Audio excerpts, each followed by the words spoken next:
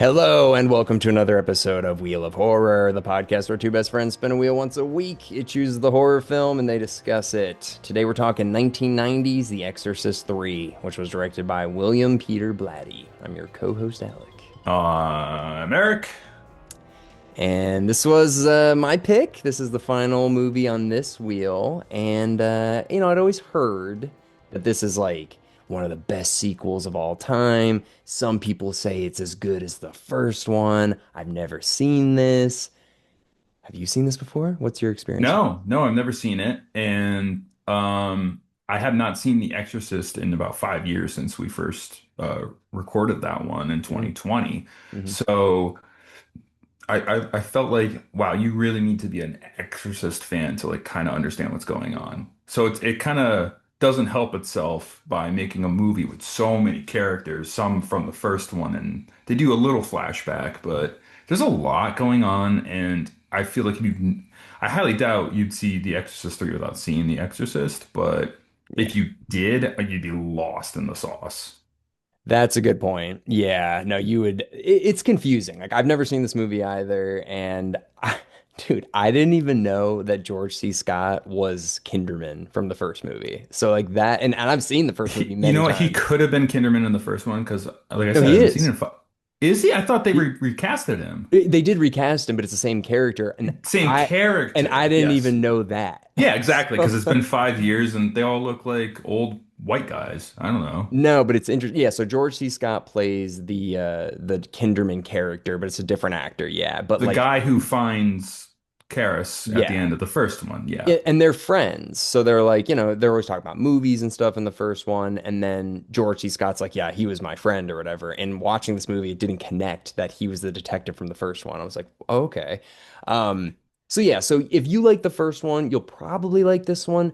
But like, this isn't really an Exorcist movie. It's Like, a cop drama. yeah, well, not a cop drama. It's kind of like a Not a detective cop meets a drama. It's like a true detective. It reminded me of True Detective in a lot of ways. it reminds me of Silence of the Lambs kind of too, like a Yeah. little bit. And it came out like roughly the same year, but they bring back characters from the first Exorcist movie. There is a demonic presence in the movie, so like there is stuff going on, but mostly, yeah, this is like investigative detective work.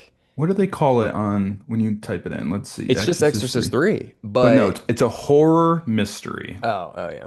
Mm. So, but Yes. there's a supernatural part to it for sure. Yeah, and we'll get through most of the stuff, but like, yeah, I was pretty confused. It jumps around Mhm. a lot, There's and also a lot of characters. There's like four different priests, doctors, cops. I was like, what is going on? I was yeah. very confused. I'm with you there, but Well, really quick too, Dyer, the like the main priest who's got like the curly hair and he's friends with Kinderman, he's in the hospital and stuff like that. That guy, that character is the one who gives Karras his last rites at the end when he falls down the stairwell. There's a priest there and he's giving him his last rites. That's that character. It's a different actor again. So Dyer and Kinderman are the two that have established a friendship since then.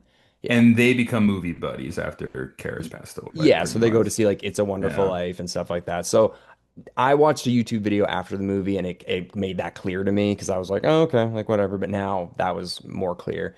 But one of the interesting things is the writer of the book is William Peter Blatty. He wrote The Exorcist, the book. He's directing this one. So like it's kind of cool that the writer of the original book is also directing this. And what had happened was he had written this originally as a screenplay called Legion, and they didn't like it, so they're like, we'll see later. So then he made it as a book. He's like, all right, fuck, I'm gonna publish it as a book, and it did really well. So then the studio's like, hey, why don't we make Legion now? Sounds about right. He had to wait Dude, for it to do well, and then they're yeah, like, okay. yeah. So I wish this was called Exorcist 3 Legion, but whatever. So So it's just Exorcist 3. There's it's no just like, yeah, yeah, yeah, just okay. Exorcist And 3. I've never seen the second one, which I've heard, and you've covered it with, who did you No, cover it with? no, never we never covered it. Because it's that big of a pile of It crap, right? It's one of apparently the worst movies I've ever seen. I've only seen clips of it. I've never seen it straight through, but it looks so bad. And this movie just completely You know, forgets that sounds like a rainy day in February kind of it. movie. We might have Exorcist. to, we have to, I mean, that's the thing about this. And before we get into this more, this is technically our fifth year doing this officially. This is our new wheel that we're launching at the end of this episode, At the right? end of this episode. Yeah, yeah, Yeah. yeah. So what a whirlwind. I can't. I don't even want to get into that right now. But I just don't want to spoil anything. But yeah, yeah. This was a movie. It was slow paced, Yeah. confusing. But that's that mystery movies are always confusing. I was very just like, what are they doing with the old people? I was what? Like, so he's like, so it I can't even walk through it. I don't All even know right. how to walk through it. Let's walk So through it. what happens from what I gather, at least because I've only seen it once, just a day or so ago. But basically, Kinderman is a detective on the case of this Gemini killer, and the Gemini killer was a person that was like cutting off fingers and like doing terrible things to people in the 70s when the exorcism of from the first movie is happening. So the Gemini killer gets put to death. He gets like the electric chair or whatever. And then now there's like a copycat killer, it seems like, because they know he's dead. And correct me if I'm wrong, the Gemini killer was killed the same time or day Yeah. as Karis died slash fell down the steps, Yeah. correct? Yeah. Yeah. Yeah. Yeah. Yeah. So it was back in the 70s. For some reason, it's 75 because they're like 15 years ago. And I was like, okay, so I don't know. So either this movie takes place in 1988 or The Exorcist takes place in Well, 1970. that's fine. This came out in 1990, so it's like okay, 15-ish years. But no, they give the exact date that it's been 15 years. Yeah, they So should have. I yeah. don't know, whatever. But so yeah, so now Kinderman's just like on the case. He's like, I don't know what the hell is going on. They start targeting people that he's friends with, like Dyer and another priest and stuff like that. So he's like, all right, this is getting really weird. And I think the thing that's really setting him off is they reveal this later in the movie, but Kinderman says that to the press, they said that the killer, Gemini killer, was cutting off the like left ring finger when in I fact he think it was was the cutting off, index finger. or Index yeah, finger. something Yeah. like that. So the press got the wrong story so that when people would come, they would know who the real killer was because they know which finger's really getting cut off, and the press is telling somebody else. So he's seeing that their fingers, these killers' fingers, are in present day are the same from the 70s and they're real. So he's like, okay, this is fucking weird. This isn't a copycat killer, I don't think. So they're getting DNA from each of the scenes. They're different killers. So he's like, I have no idea what's going Different on. fingerprints. Yeah. It's a big one. That's Different forensics right DNA. there. Yeah, Yeah. yeah. It's So all. He's very confused, but he knows something weird is going on. yeah. And I just gotta say too, like George C. Scott, So angry. yeah, that's what I loved. He's just like, shut Out up. And of nowhere, out of nowhere, he he just went from banging his zero. fist and just like He goes screaming from at 0 to everyone. 11 so fast in this movie, like multiple times, like for no reason too. Yeah, and he's got a wife and a daughter and a mother-in-law that's living with him and stuff like that. And he's he's grizzled, he's tired, you know. He's a Um, detective on the case, you know. yeah. But I can't really remember how he gets to like the asylum though, where How the was the were they keeping him who? Karis? Paris, yeah. So I believe that the Pazuzu character, whoever it is, the master guy, Pazuzu, Yeah. he threatened a doctor and told him to reach out to him. And that was the guy from The Walking Dead, Herschel Yeah. from The Walking Dead. Yeah, yeah. And he said he's gonna like threaten his soul or something. That we find that out later on. Oh, And that's okay. the guy who kills himself and he's the guy who's like smoking two Yeah. cigarettes at once and everything. Yeah. So he Okay. reaches out to him and says, "Hey, you have to check out the psych ward," and that's how it connects to Karis. Okay. Yeah, because I remember later it seems like he's being blackmailed, that doctor, and Oh, he's got like a note in his hand. He's just exactly. he's just like By smoking. the demon, pretty much is like, "I'm gonna take your soul unless you reach out to him and get him in here." His smoking was so like distracting. He was like holding the cigarette like this. He's like Yeah, it was nuts. It was nuts. he just like was really weird with it. I know he's a doctor smoking inside in 1990. I was like, I don't think you could do that in 1990, 90s, I but mean, maybe. I don't know. Maybe in your office, not in the not on the floor. Yeah, so like one of the kills that sets this movie off, which is like, oh my God. There was a little boy who got killed and he got like His head cut decap off. he got his decapitated, he got ingots stuffed in his eyes, he got crucified. They put the Jesus statue on his body and then did blackface to the Jesus statue. You're like, Oh my God. wow. And that's like in Hate the first like crimes. Like just 4 minutes of the movie. It just starts off with that. You're like, okay. that was Uh, the kid with the rose who was like, yeah. right? Yeah, I can't remember his name, but that's like one of the things that sets it off. And we find out later that his mom is the one that like deciphered Reagan's voice back in the Oh, I 70s. missed that. I missed Yeah, that so somehow. his mother was the one that like listened to the tapes and was like, The he's not. English backwards Yeah, thing, so right? his Or mother Latin figured that backwards. out. So then for some reason Pazuzu kills her son. I don't know why not her, but so he kills the son in the most horrific way possible. And then the next person gets killed is a priest who Kinderman's friends with and Dyer is friends with. And he gets killed too. I can't remember. I know it's in the Was it the confession booth? yeah, yeah, but Yeah. I can't remember what happens to his body. We don't But see it.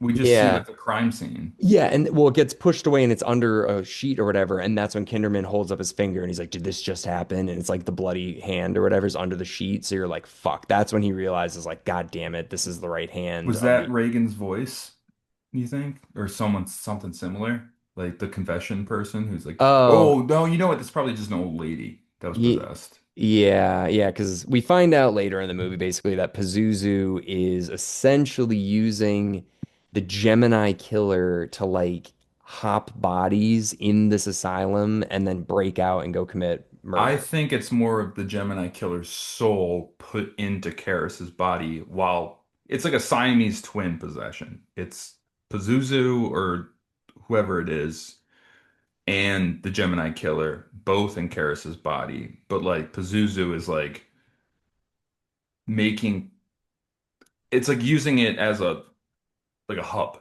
Like Karras is a hub to just possess things and both of them are in there.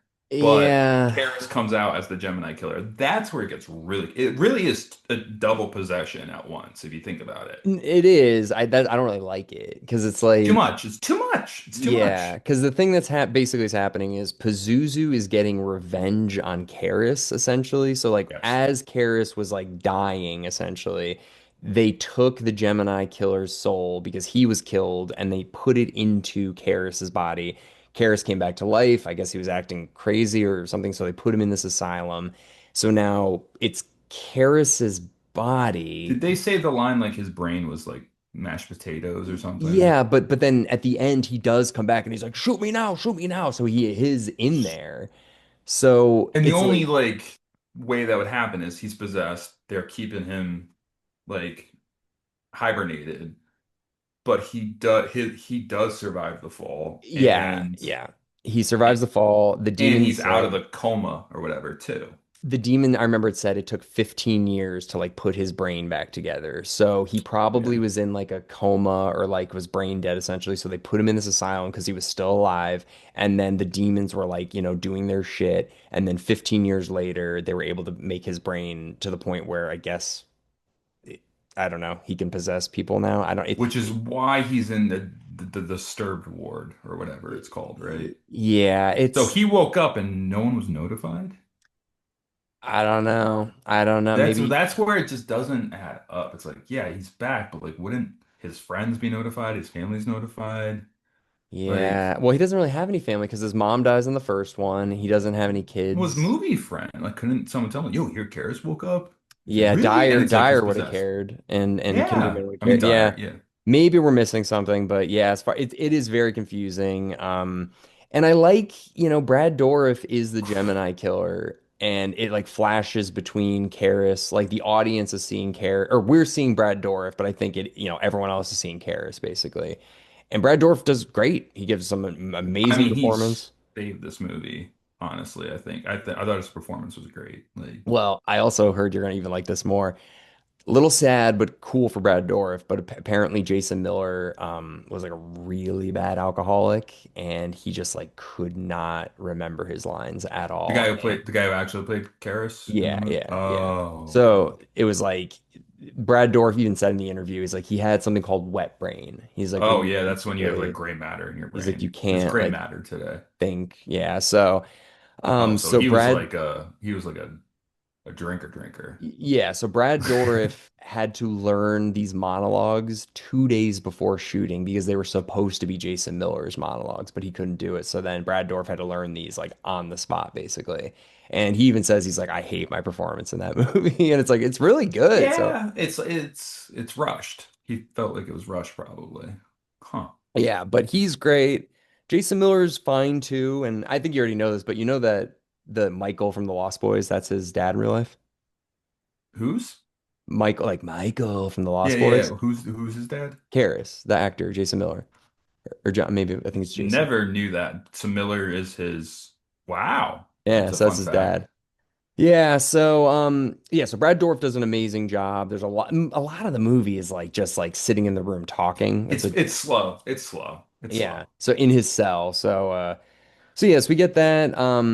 The one kill though, Dyer's kill was like I don't know exactly what happens to him, but like when Kinderman comes in and the police are all there and they're like he killed him and he drained all of his blood out of his body into these like little vials or Like whatever. 20 jars. Yeah, and then you just see Kinderman like, what? Like he like can't It's even so like much. It's so extra. can't even process like And we put him in blackface. It's like, what? yeah. Like, He's like there you put wasn't Dyer in blackface? he's like there's not even a drop of blood anywhere. There's like not even a smudge on any of the vials. There's not a drop on the ground. He's just like I can't even think. But that's when they see the reveal of the um It's a Wonderful Life, and that's his blood. That's the Yeah. only drop spilt, you know. Right. So yeah, the movie that they saw together, it's misspelt too. It's wonderful with two L's. Yeah, and basically, I mean, essentially Karis and Gemini Killer and Pazuzu or whatever, they possess an old lady that lives in the asylum or whatever in like the non like closed off area. And she leaves and she gets in a taxi and she goes to Kinderman's house. And Kinderman gets a call like, "Hey, like there's an old lady here," or like, or I think the demon, God damn it, something happens where he's like, "I gotta get home." So he goes home and he sees the old lady dressed up like as a nurse with this like huge The like, scissors, like yeah, like hedge trimmer, like medical scissors. yeah, she just looks at me like la la la, and they're like, "Oh, we're making her dinner or whatever," and he's like, "Get away from her!" And they do this like crazy cut where it like goes to cut off Kinderman's daughter's Yeah, head, like, yeah, and then she gets pulled away, but it looks so weird. It was like, you know, like last second. and he's just like, "God damn you!" And does he shoot her? I can't remember now. God, I just watched this. I think she gets away. The old lady Yeah, does just she? like Does she? beats her. I don't I can't remember. remember if he shoots her or whatever happens, but I mean everybody's fine. But the Dude, old the he movie's a blur. It's there's so much that happens, but it's still slow at the same time. It's hard to explain. But yeah, so at this point he's like, okay, I think I know what's going on because this old lady is like coming after me. So it's like maybe this demon shit's real. So he starts to piece together that like the different killers at all the different scenes are like possessed people basically that Which is are why there's different fingerprints yeah, and forensics everywhere. yeah. I will say though, man, and a lot of people have said this, but the jump scare, do you know which one There's I'm a talking couple, about? yeah, the one with guy like pops out of nowhere. Well, that's like the fake little one to make you be like, ooh. But then when that nurse walks The back, sheer that she's like like, ding, ding, yeah, and yeah, like yeah. I thought that was great. That I was thought cool. that, yeah, That like was cool. so a lot of people say that's like the highlight of the movie is That that was like jump scare. John Carpenter. That was the John Carpenter moment of like Michael Myers sitting up. Like that was like, oh, It like was yeah, I good. got goosebumps for that one for sure. Yeah, so like it's got its little moments. It's not really that scary, and Like it's old lady spider crawling on the ceiling. I'm like, okay, what looked are we all doing? right. It looked all right. But that jump scare was really good where she's just like behind her. It's like that's like ooh, chill up your Yeah. spine kind of thing. They're like, yeah, and then later they're like, so what did he do to the body? It's like he cut her like all of her organs out and put rosary beads inside of it. I'm like, my This guy God. is It's like like, yeah. twisted. Well, I guess it's Pazuzu and a serial killer, so it's like, And he put her in blackface. It's like, jeez, like I guess you're the the other demon. thing is it makes you think about the first movie because it's like Pazuzu possesses like just this little girl, and it's like I'm gonna make you sit in a bed, ha ha ha. And in this one, it's like he's possesses like a serial killer, and he's going on like a murder spree. So you're like, what's the like why? What's the rules here? That was my thing when we recorded The Exorcist. Like I never thought if a demon wanted to possess someone, why not like a political person like an Elon Musk or something? Like why would you go after a little girl? Like I guess that's demonic, but Yeah, but this to one, it's me it's so just different. it's old ladies this time Well, it's the serial killer too. Well, I guess too. he's doing all of this to get revenge on Karis. It's like is it Karis is the hub and he can leave Karis to possess these old people to go do killings outside of the ward, And I guess essentially. Karis has to watch this. Like he's Yeah, trapped in his own body, like watching these things happen. But I guess the thing is, like, I don't know if we talked about this when we did the original Exorcist, but it's like, who do you think the Exorcist is? Is it Karis Karis. or Marin? You Karis. don't think it's Marin? No. Okay. Marin starts the exorcism, but Karis finishes it Because I think the thing is, until like, this movie. Marin would have been easier to like not just bring back. Like Karis falls down a fucking. Marin Marin had a heart dies. attack. Yeah, Yeah. he's dead. Okay, well, I He, think the demons, if the demons can bring Karis back, they can bring Marin back. well, Because, 15 years after, dude, I don't know, Karis man. Marin's fell old. fell down. He fell out the window down a flight of stairs, like and his head's like smashed open, and he gets red last rites. All Marin did was like and like fell on the carpet. In the cold though, too, so he was freezing to death. All right, And he also whatever. had like bad blood pressure. He was taking pills like He Tic was. Tacs. I know, but I So, just and I I don't would think feel he was like living another 15 years either at the end of Exorcist 1. I just feel like the Um, demons would want revenge on Marin more than Karis, but I don't know. I always love my favorite shot of the first movie is at the beginning when he faces the statue Mirren. Oh yeah. And like I think that is like I want more of that kind of stuff. Like maybe bring it to the desert, which I think one of these movies does or Well, something. the I don't second one is in Oh, it Africa, does. yeah. But also, I don't know if you realized, in the beginning of the Exorcist, the first one, when Marin is in Iraq, where the clock stops behind him, and then that They happened in have this that in one the too, they yeah. have that in this a That bunch. was pretty scary, actually, when the priest and Kinderman are like sitting in his office. They're like getting shit faced. That priest is like Yeah. pounding shots, and then all of a sudden the clock just stops, and they're like, that's weird. And it's like, ooh, that's a little eerie. Um, yeah, dude, listen, anybody that says this is as good or better than the first one, I don't know Get what out, you're get out. talking about. Well, Like, here's the thing. It takes the ending from the first one. It does the same thing again, where Karis pretty much like we can get into the ending in a second, but it's the same ending. Karis pretty much sacrificing himself with a soul inside of him, or demon inside of him. yeah. I mean, I guess he's doing it more for himself this time as opposed for Reagan, but I don't know. It's just like it's fine, but it's like nowhere near as good as The Exorcist. Like the style, the No, mood, the like cinematography was good. Like I it like how is. they do like close-ups of books, and there's like a lot of the cinematography is great. It's well directed. I'm not knocking it, but like Yeah. it's technically the same Mm, ending as the okay, the first ending, one. whatever. But dude, I will give it credit because I think the plot of this movie is actually a good idea for a sequel. It's like it takes parts from the original that actually impact the present, and I kind of like that. The ending, Mhm. whatever, it might be similar, but this is a very different movie from the original It's one. very different. Yeah, There's cops. Like the first one is priests. there's This one, Kinderman, you know. true, but this it's like it flips. It's like the first one's more priest heavy, some cops. This one's like cop heavy or detective heavy, less priests. Yeah, Really. And the yeah. ending is the only like the last scene, which I was so confused when that priest came back. I was like, who the fuck is this guy? I don't even remember this guy. Morning, yeah, Father Father Morning. Morning. Dude, they never, that is like the weirdest thing in the world. And apparently those were reshoots because the Universal or Warner Brothers, whoever did this, they were like, there has to be an Exorcist scene in this Right, it's called The movie. Exorcist. Yeah, and So, it didn't have that. So they're like, put in something. So they're like, all right, there's a character who's not going to be interacting with anybody the rest of the movie, who's like figuring out what's going on, and he'll show up right at the end and do the exorcism. And you're like, and this didn't. he gets He's like stuck to the ceiling and his skin is like peeling off, but he still survived for a second there too. yeah, he finishes the Yeah, exorcism on Karis, and he's like, yeah. come out," or whatever he says, and like Karis wakes up for 2 seconds while George C. Scott is like He's like stuck to the ceiling and he's like, he's "You messed son up, of a and Karis bitch!" and yeah, that was great. I actually like giggled at that scene, but Karis when he's just like, shoot me now," and it was Yeah. just like he didn't hesitate, which was like kind of cool in like a friendship way. Like, don't you think of like I was with you and you're like, shoot me. It's like, hey, are you okay, man? Like, I don't know. You sure? Like, he didn't give a second. He Well, just he's did it. also he just got pinned against the wall. He knows there's something supernatural Yeah, going on, yeah. and for him to be like so like kill me, like you're like all But like, right. he doesn't even say anything like, I love you or like anything. He just, Well, think about it, dude. He's been trapped in like the Get Out, like black darkness, kind of like whatever. The what was that world that called? is a great comparison So right he's been like there. trapped in that for 15 years, and now he has a moment to actually be like, "Fucking do something." So he's not gonna be like, "Listen, you're my friend," and like, because he's not, he doesn't Why always doesn't do he it. just go like to I himself? mean, he might have if he's Like- like, "Well, let me think about it." He's like, "Just fucking, I'll do it," and just Yeah. because I mean, at that point, yeah, he's like, my mom's dead. I've been possessed for 15 years. This I don't room know. sucks. It gets really hot in the summer. Like, Yeah. So I don't know.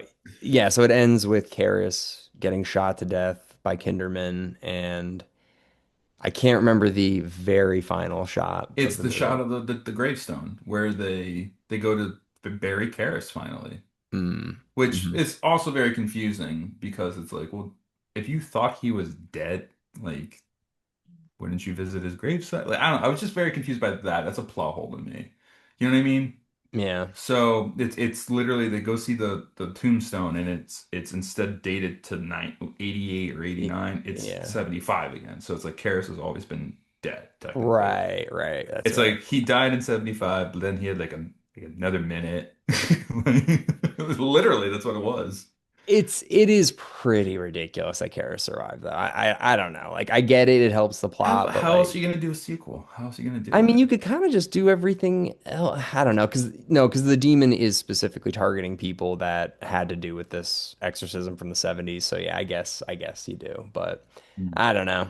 I don't know. Brad Dourif is amazing. I thought George C. Scott did a great job. You're Yep. right. It looks good. It's not a bad shot movie. It's just kind of confusing and it's just very different. If you're going into this movie like I want to see an Exorcist movie, it's like Seven with an exorcism, kind of, Yeah. and And I had that moment too where I mentioned Herschel from The Walking Dead. I was like, yeah, I know who that guy is. What's he from? I couldn't figure it out. I pulled up IMDb or whatever, and I was like, I love being able to recognize people because I would have never guessed that on my own, I don't think. So I have to, that's why the internet's great. It's just having the power in your pocket to just like, someone help me figure this out because this is going to drive me crazy.